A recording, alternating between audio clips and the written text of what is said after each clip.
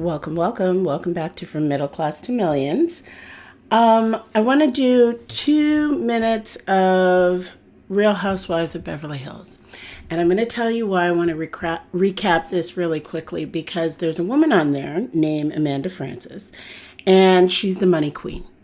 That is her moniker. She wrote a book, Rich AF, and she talks about manifesting money and how important it is for women to learn about money.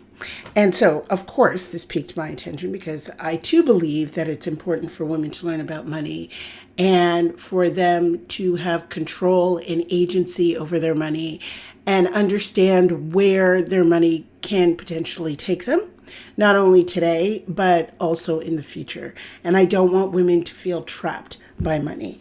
And so I think it was part 1 of the reunion that came out last Thursday.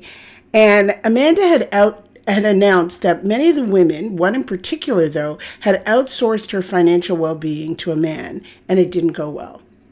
Now on that stage, I think there were about 4 other women on that stage at the time who also felt personally offended by that comment, even though they didn't know whom she was talking about. They all assumed that she was talking about them, because many of them are either divorced or in the midst of a divorce, or one of them, I believe, is a widow. And so all of them, who all have made their own money, many of them were dependent on a man for the money that they were making. And we know historically men made more money and make more money to this day. And in many households, the person who makes the most money controls what happens with said money, right? And so what she was saying offended a lot of those women, because they said, it sounded like you were saying women who had decided to be stay-at-home moms, who decided to take care of their kids, had made sense of what they were doing because they outsourced all of their financial well-being. And what Amanda was saying was like, no, even if you decide that you're going to be a stay-at-home mom, even if you're the primary breadwinner, the co-earner, the lesser earner, you should know what's going on with your money. And I agree, because he could be a financial advisor for all you know, and ask me how I know. And this guy isn't doing what he should do for the betterment of the family. Right? But because he's the man, because he's the primary earner, because he's the primary breadwinner, he's the one that has been left in charge of the finances. And that doesn't always benefit the woman. In fact, I would say it will never benefit you to close your eyes and allow him to be solely responsible. Because let me tell you something, there's the obvious reason. You guys could separate. You could get a divorce. He could leave. You may want to leave and not be able to leave because of financial constraints. You may have to leave, and now you are in a bit of a pickle because you don't understand how to manage money, how to make your money grow, how to take care of yourself financially so that you are secure. Guess what? He may die. He will die eventually, but he may die a lot sooner than anybody would have planned. And even if he dies at the ripe old age of 75 or 80 or 85, and you still don't know what to do with your money, you're going to leave yourself in a very vulnerable position. So I think it is incredibly imperative for, even if you're not driving the show, you know what's going on at said show. You know where passwords are. You know what the strategy is. It is not enough to say, oh yeah, my financial advisor will take care of her if something were to happen to me. Your financial advisor may screw you. Your financial advisor will know that he's never seen you in the years that your husband was around and you two were making plans. Your financial advisor could tell you anything because you just don't know. So I agree with Amanda. I know many people don't like her. They don't like her because they think she brags a lot about her fancy stuff. And she's saying, hey, I thought I was on a show talking about women with money and fancy, pretty clothes and expensive clothing. And they were like, no, that's not what it's about. And her whole She's been one of the most polarizing housewives in a long time. And I really believe it's because she's talking about money, and that just strikes a chord in people's souls. Whether they have a lot of money or they don't have a lot of money, we are not a society that likes to talk about money, and we only like to vilify those with it and vilify those without it. If you're in the middle, you can kind of fly under the radar.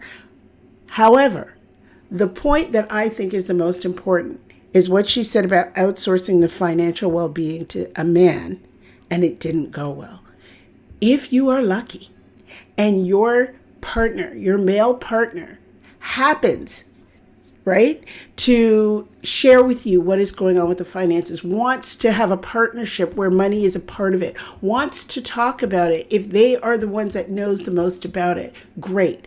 But oftentimes, he doesn't know any more than you do. And you're outsourcing your financial security to somebody who just, by nature of his genetics, is going to be the leader with the money. I want you to think twice about that. This is not something that you can't learn. All of the women that I work with are so intelligent. So you can be a part of this too, and I want you to be protected.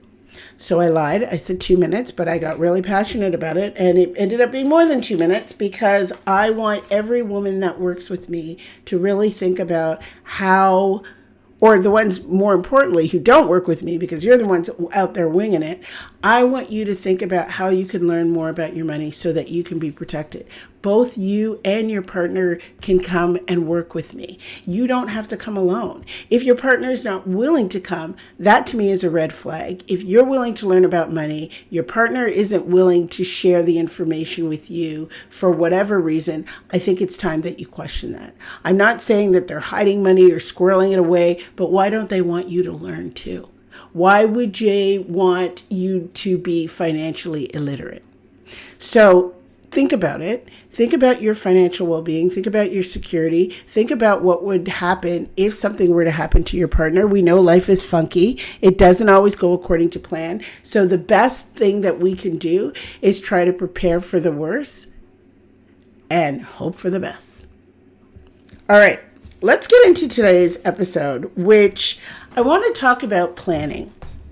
And I think one of my superpowers is that I'm a really good planner. I can see not only what people actually want, I listen, I hear what they want, and then I am really good at making a plan for them that is particular to them, their needs, what they want, how they would approach it, how they work best, and a way to make them shine. Now, this is why it's so personal with personal finance, because every single plan that I make is for that particular individual, right? We work it within the confines of all of the federal laws or the governmental laws for our money, like the 401ks, the IRAs, the 529s, and we understand the tax structure and what we need to do. But in order to get the most out of those plans, in order to prepare for a full life today and tomorrow and for 20, 30 years from now, we got to have some planning. This isn't unintentional where we just kind of step into money. Very few of us win a boatload of money like in a lottery. So we need to plan how our money is going to work. And I found that that's my superpower. And even though I'm really good at it for other people, I'm okay at it for myself. We as humans are notoriously bad at it. Really, really bad at it. And I'm going to dig into this for you. So I want to give you an example of one of the couples that I was working with. They were making like about $200K a year. So the two of them combined were making some decent money. And they had one child, and they had just gone through a round of IVF or several rounds of IVF, but this one worked. And so they were expecting their second child. And the woman, the wife, was the primary breadwinner. And she said to me, and she had hinted at it a couple times, that she would like to have more time off after the baby. But in her mind, that option didn't exist. Like, how could she possibly take more time off when she's the primary breadwinner? And she felt really guilty about it. And I said to her, do you want more time off? And she started crying. Because it wasn't about the money. but it was about the belief that she didn't get to choose. Like, it wasn't her. It would impact not only her, but it would impact her husband. It would impact her other child. And she just thought, they couldn't afford it. But that wasn't the case at all. Like, of course they could afford it. They were making $200,000. It's because they hadn't planned for it. So I wrote down to her that, when I had my first child, being a Canadian citizen, I always knew that Canadians had a year of maternity leave. And it was paid for, not your full salary, but, a portion of it, plus some additional benefits. But I was here in the United States. I married an American. I was living in America. My firstborn child was going to be born in America. And so I knew that I wasn't going to get that year off that a lot of my friends were getting. And so I was like, all right, how can I maximize on this maternity leave? And I decided that, okay, the best thing to do would be to save up for some additional time, because you could get some additional time for FMLA, but of course that was unpaid. So I decided to figure out how much it would cost for me to stay home. Now, of course, the greatest piece would be to save my entire salary, right? Save additional months of salary. But I said to myself, even if I couldn't do that, I would at least be able to save on the basic expenses. I wouldn't be going into work. I wouldn't be buying more clothes. I wouldn't be eating out. I wouldn't be doing some of those things because I would have been home with a newborn. And so I was like, well, let's see if I could save at least a percentage of my salary, even if I couldn't save the majority of my salary. And this is kind of like what I proposed to this client. I was like, how much longer do you want to be home for? And I don't remember exactly how many additional months it was, but it wasn't anything crazy, even though she thought it was, because she couldn't even envision that they would be able to do it. And sure enough, we figured out a way so that she could stay home an additional 3 months after the first 3 months that she had off initially. And I mean, to me and to her as my client, that was the most important thing for her at the time. Sure, we talked about their 401ks and saving for college, and they needed to buy a new car at some point. They were saving up for that. And obviously we were looking at their retirement funds. That's all really important stuff. But she knew that as this being her second child and her last child, she wanted to stay home. To me, that was the most important thing. And that's why, last week I was talking about the price versus the cost. The cost of not staying home would have far outweighed the price of working with me, for example, because she'd never get that time back. You're never going to get that time back. And I was committed because she was committed to making this happen. And so because we immediately go to, oh, we can't do it, and the mere thought of planning something like that doesn't even, first of all, even come into people's minds. They don't plan because we're really bad at planning. And so immediately it's a no, right? There's actually research on this about our thoughts about planning and why humans are so bad at it. For example, there's something called temporal discounting, which basically means we value today way more than the future.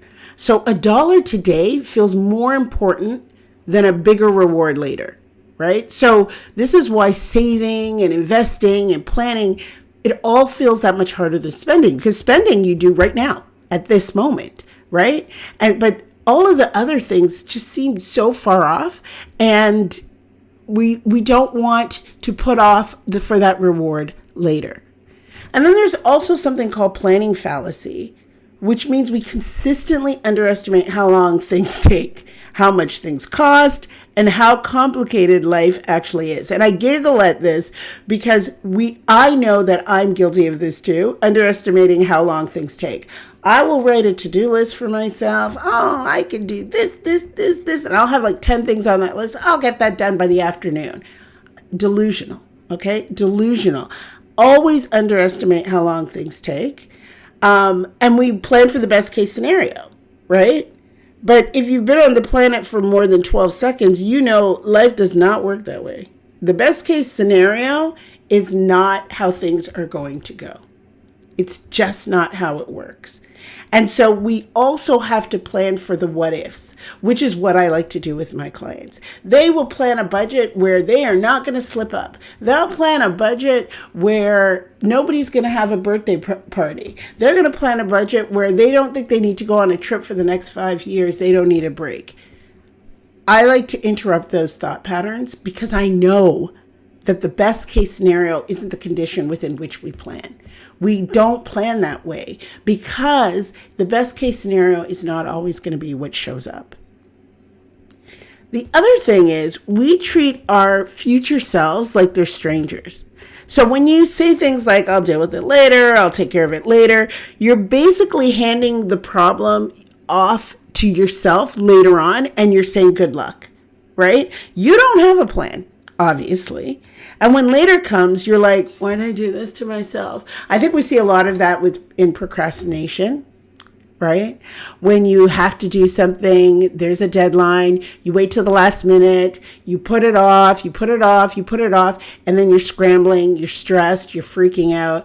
I mean, this is human behavior. This is not a character flaw. But if you don't understand it, if you don't look at it from the outside in sometimes, you remain stuck in it. And when it comes to money, you continually make the same mistakes over and over and over again for decades. This isn't something that you just do for 2 weeks or a month or 6 months at best. You will continually make these same mistakes. And see, the thing is, I don't believe that people don't know what they want out of life or what they want to do. I just don't feel that they feel safe saying these things out loud. And they don't feel safe saying it out loud because they don't want to hear what other people are going to think about it or say about it. But also they don't want the disappointment of saying it because now it's like, well, how do I figure out how to do it? Right? And if it doesn't happen, then what? So when people have these ideas in their minds, much like my client, like I want to stay home for a little bit more time with my kids after the second one is born, well, then there's this gap, right? And that's why you say things like, I don't know if I can do it. It's not possible. It's not realistic. But it is realistic. They just have to figure out how to fill that gap. And that's oftentimes where I come in, getting them the safety of saying what they really want, listening, and then helping them construct a plan to get to what they want. So I had a client once who said, I am just tired of wearing socks. I don't want to wear socks anymore, which sounds ridiculous, right? Like it's kind of funny. She was like, I don't want to wear socks. She'd say it. We'd laugh. And I was like, what is up with this sock thing? What do you mean you don't want to wear socks anymore? And really what she was saying is she wanted freedom. She didn't want to work at her job anymore where she had to go in every day. It wasn't about the socks. It was about going to this job that she didn't feel valued at. She wasn't getting really paid a lot for. And she knew that she wanted to do something else and that she had other skills and expertise that she could use elsewhere. So we talked about it. And I said, well, why don't you go out on your own? And she was like, I have a lot of debt to pay off. I don't have time for these pipe dreams.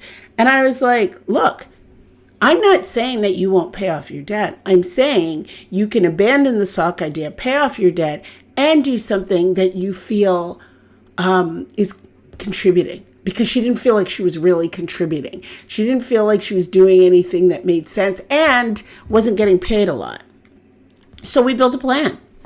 And we started small and we built something on the side. But within a year, she had left her job and was making 6 figures. So she had more than doubled what she was making at the sock job and was working on her own. And this wasn't luck that created this because yeah, we had to work on this plan. Meanwhile, yes, we were still paying off the debt because she was making more money and the extra money that she was making on the side, she was using to pay down her debt. But we planned for this exit strategy. We didn't just say, yeah, you know what? Screw those socks and that job and just walk out the door. No.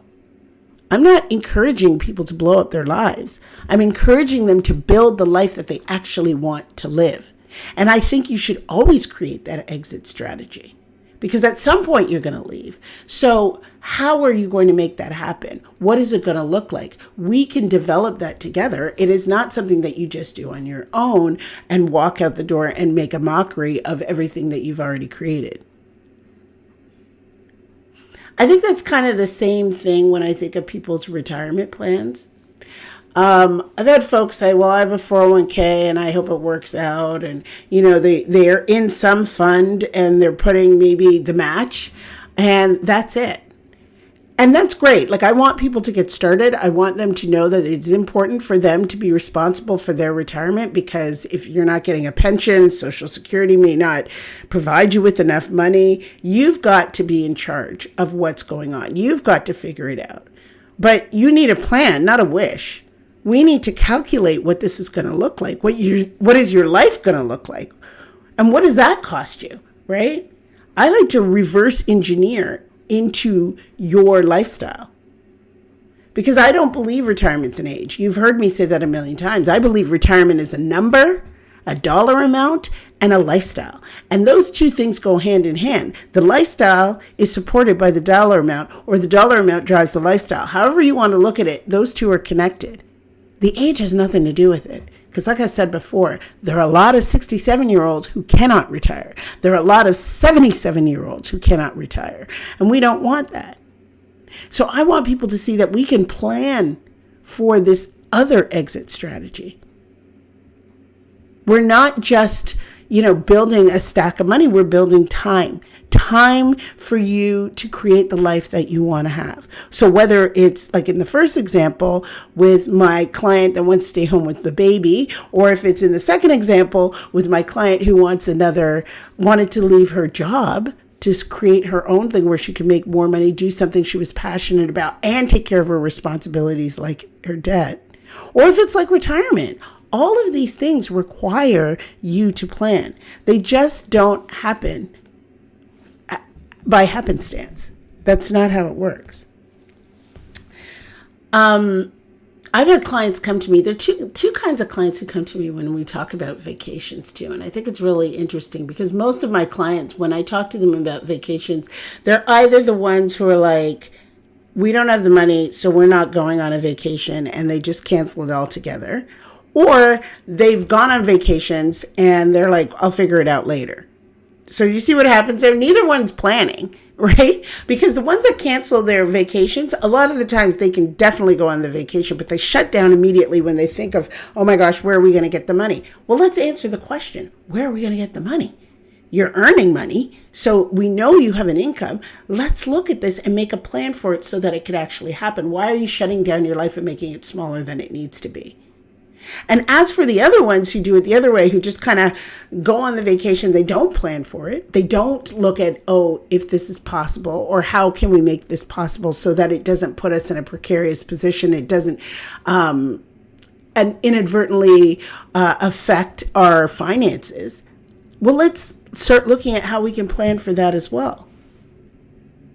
Again, I don't want people to shrink their lives. I don't want people to stop living the lives that they want to live. I want them to live it in the most stress-free way possible. And when you make these decisions that are not based in any type of planning, I know that the stress shows up. It may not show up on the vacation, but it's going to show up when you come back. It's going to show up when life throws you a curveball, and then you're like, oh man, that vacation really messed us up. You need to interrupt the way that you're looking at these things, the non-planning of these things, or the cancellation of these things because of the non-planning. You need to interrupt that thought pattern and start looking at things differently so that you have other options. Once you see that there are other options, then you can continue to live the life that you want to live, or expand upon it, which is even better. Right now, I have a client, not exactly like the sock client, I would say even in a more precarious position, who her job is actually impacting her life negatively in so many ways.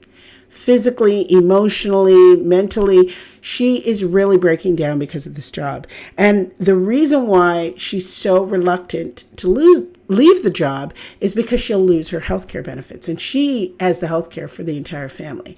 Now, I'm not going to get into healthcare in the United States. You know how I feel about it. You know how I believe that it is just this incredible tool to hold people in jobs that they wouldn't ordinarily be in because they can't escape because of healthcare. It is the one determinant that I know when I'm working with my Canadian clients and my American clients that makes a difference. Never ever do Canadian clients feel like they have to stay in this miserable job. And they never use that as a reason because they know that they will have healthcare. It doesn't even come into their minds, of course. But with the Americans, they have to stay in these miserable jobs because of healthcare. And I think there's always a way to think through this and plan so that we can make this happen.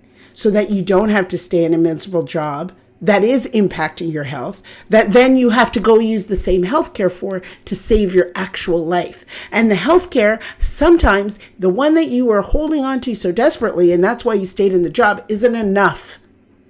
Okay, to cover you through the health challenges. So I sat with my client and I said, how much would the healthcare be? And we found out how much it would be. And what would be the worst case scenario if you just got a job that covered the healthcare? That's it. So that you could have some space to heal, to repair, and to, of course, find something else that you want to do. That is just one option. Find a low-paying job just to pay for the health care. That is just one of the many options.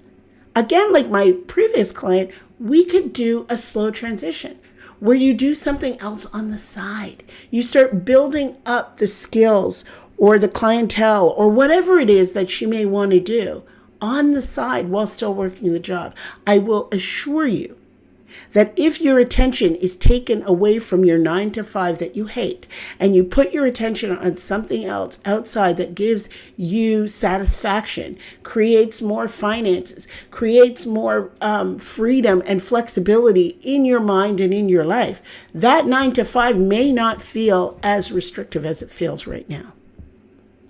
These are just some of the options that are available to my client. I'm not saying walk out and not have any health care, not have any options, and blow up your entire life.